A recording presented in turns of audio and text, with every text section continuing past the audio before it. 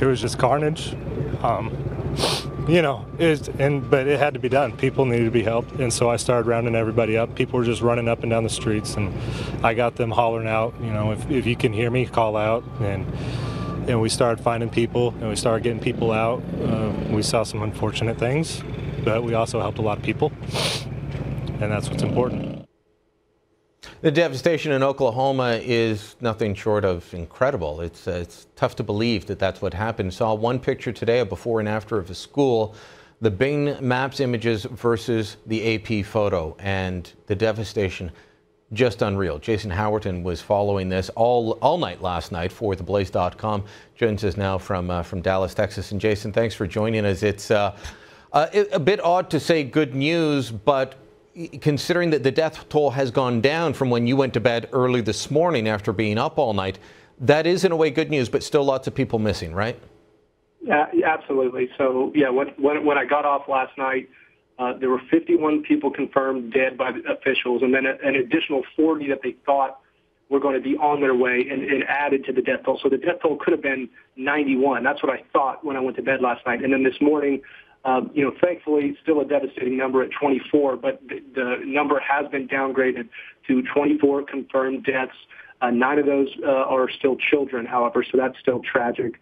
But they're still expecting that number to rise, and including, you know, they're still missing children, so parents are still looking for their children as we speak right now. Jason, you're looking at the pictures of this carnage. It's shocking to me that the death toll isn't higher than 24.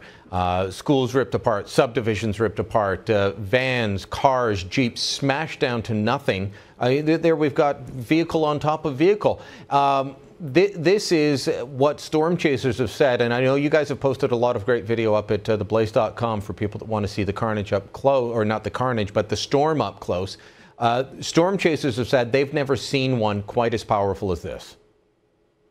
Yeah, and we do have tons of videos of the tornado up close, and it's stunning to watch and to imagine that people on the ground were actually, you know, in the middle of that as their houses were just being torn off over them. I mean, people, you know, hiding in their bathtubs, just barely escaping with their lives.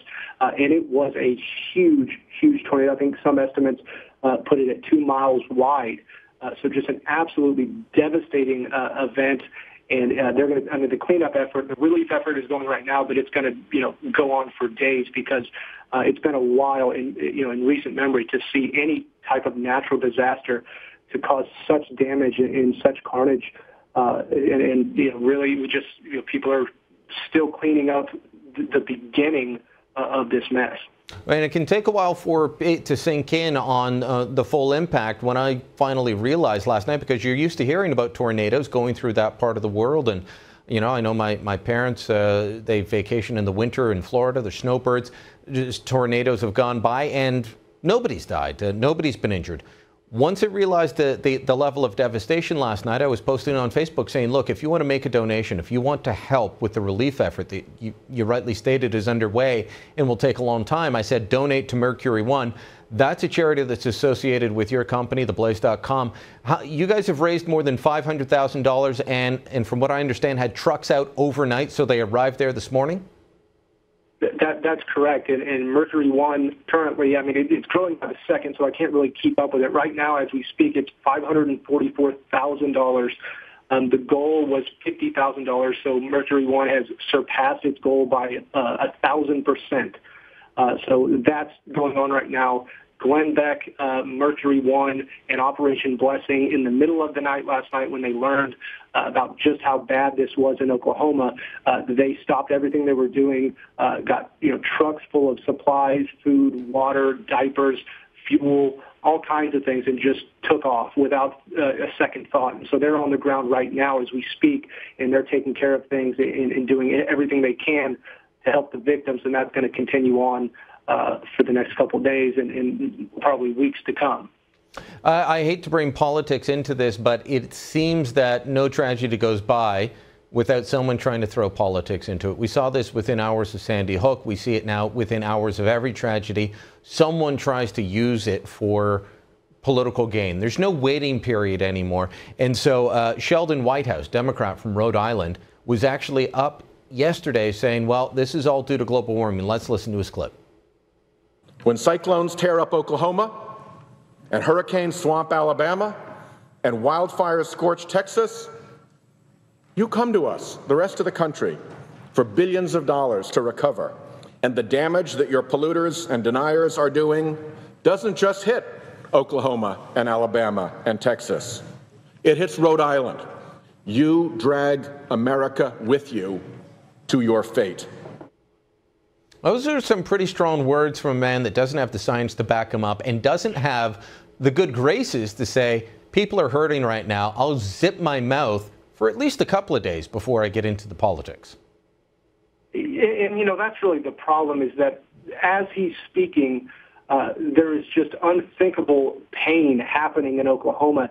And essentially what he's doing is he's placing blame on a group of people for the deaths and destruction that happened, when in reality it's just a sad fact of life that we have natural disasters that are deadly, and just they happen. So really what we should be focused on is what, you know, organizations like Mercury One and others are doing, and that's helping the victims, not finding someone to blame or pushing an agenda, hoping that, you know, you can get something out of this tragedy. So that's just, you know, Piers Morgan and Bill Nye last night did the same thing on CNN and speculated on how climate change contributed to the tornado. So really, I think it's just poor,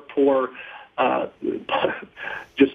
It's poor judgment, poor character all around. Yeah. All right, Jason, if people want to help with it, we're going to send them to mercury1.org. You guys take payments. So, well, the charity takes payments in all forms and fashions. It's what, PayPal, credit card, everything? Any way you can donate online at mercury1.org. They have it really easy to set up. You just go to the donation page for the tornado relief. It'll take you right where you need to go, and you can even set up your own fundraisers to get other people to donate to the same cause. And 100% of the proceeds go to the relief effort, so you know your money's going to the right place. All right, Jason, thanks so much. Good talking to you today, and good work at theblaze.com.